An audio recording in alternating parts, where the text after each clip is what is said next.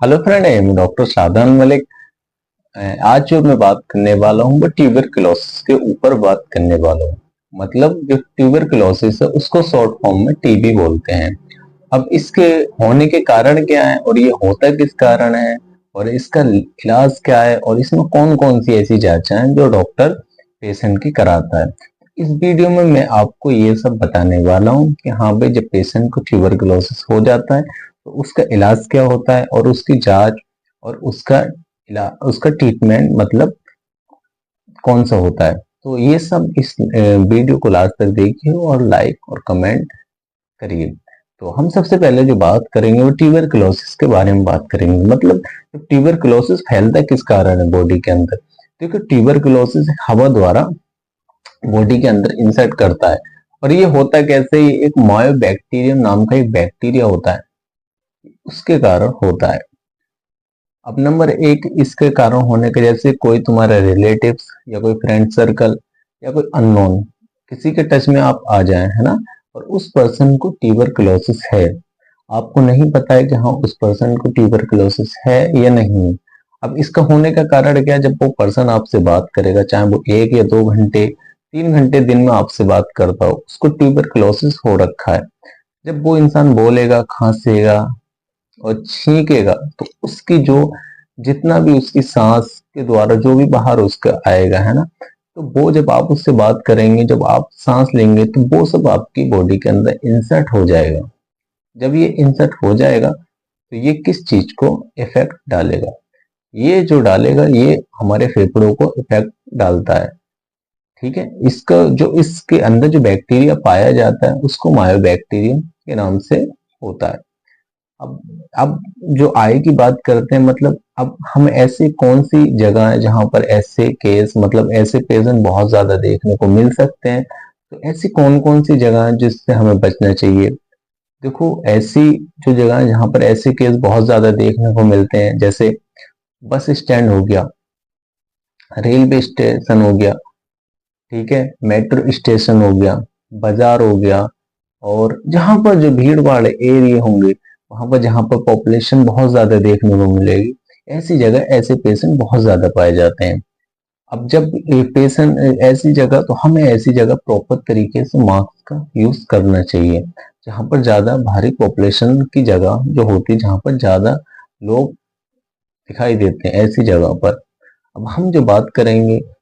अब इसके risk factor, मतलब जब पेशेंट को ट्यूबरकुलोसिस हो जाता है तो उसमें कौन कौन से रिस्क फैक्टर देखने को मिल सकते हैं। देखो, पेशेंट को जो देखने को मिल सकता है वो HIV देखने को मिल सकता है, एड्स देखने को मिल सकता है, मेल न्यूट्रिशन देखने को मिल सकता है, और क्या बोलते हैं, पूर हेल्थ देखने को मिल सकता है, स्मोकिंग देखने को मिल सकता है। तो ये जितना भी ये क्या बोलते हैं, इसके रिस्क फैक्टर हैं। अब हम आगे जो बात करने वाले हैं, जब पेशेंट को ट्यूबरकुलोसिस हो जाएगा तो उसमें सिम्टम और लक्षण कौन कौन से देखने को मिलेंगे, जिससे हम जान सके हाँ पेशेंट को ट्यूबरकुलोसिस है या नहीं है। देखो, नंबर एक, पेशेंट को खांसी बहुत ज्यादा होगी, और खांसी के साथ जो बलगम आएगा उसमें कभी कभी खून भी आ सकता है। पेशेंट को कमजोरी बहुत ज्यादा लगेगी, कमजोरी के साथ साथ थकन बहुत ज्यादा महसूस करेगा। फिर उसके बाद में उसको भूख नहीं लगेगी, वजन उसका कम होना शुरू हो जाएगा, उसके सीने में दर्द बहुत ज्यादा होगा, उसको सांस लेने में बहुत ज्यादा प्रॉब्लम होगी, और फिर उसके बाद में जो उसको बुखार आएगा वो ठंड लगकर बहुत ज्यादा आएगा, है ना। तो ये इसके ट्यूबरकुलोसिस के कुछ सिम्टम है जो मैंने आपको बताए।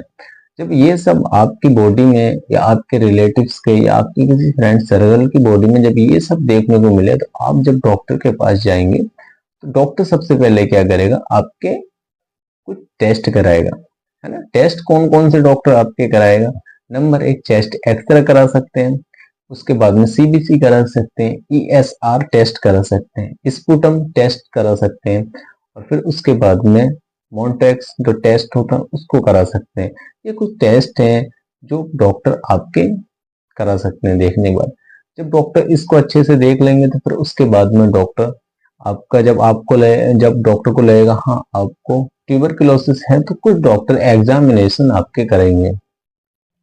अब एग्जामिनेशन में डॉक्टर क्या क्या चीज देखेंगे और किस किस चीज के बारे में आपसे पूछेंगे। देखो नंबर 1, डॉक्टर आपकी फैमिली हिस्ट्री के बारे में पूछेंगे। उसके बाद में वो पूछेंगे कि आपके आसपास कोई ऐसा इंसान तो नहीं है जिसको ट्यूबरकुलोसिस हो रखा है। तो कोई आपकी फैमिली में तो कोई ऐसा पर्सन नहीं है जिसको ट्यूबरकुलोसिस हो रखा है।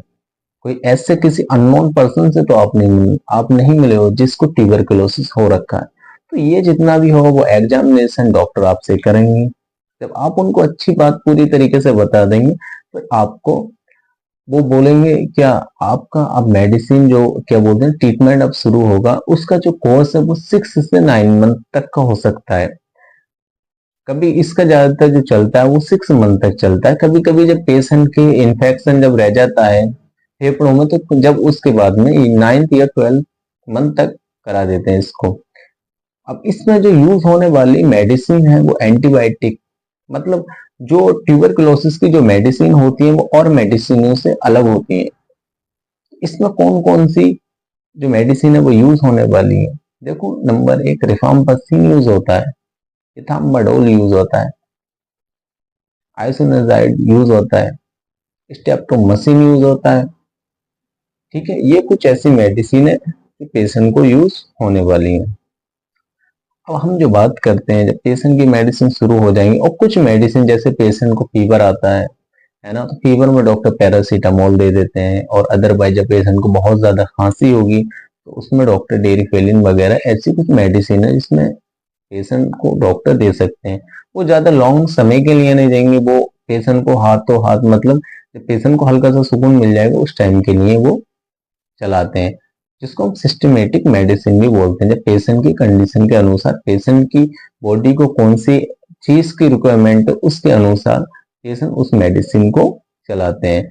मतलब जो ज्यादा लंबे समय तक जो चलने वाली मेडिसिन है वो ये मेडिसिन चलने वाली है जो मैंने आपको बताई, जो ट्यूबरकुलोसिस में यूज होने वाली है, जो ट्यूबरकुलोसिस का जो बैक्टीरिया है उसको किल करेंगी। तो इस चीज से आपको जब ये कंप्लीट हो जाएगा फिर उसके बाद में डॉक्टर आपका चेस्ट एक्सरे कराएंगे, 3 महीने में कराएंगे, फिर उसके बाद में 6 मंथ में आपका कराएंगे हाँ वही मेडिसिन कैसा।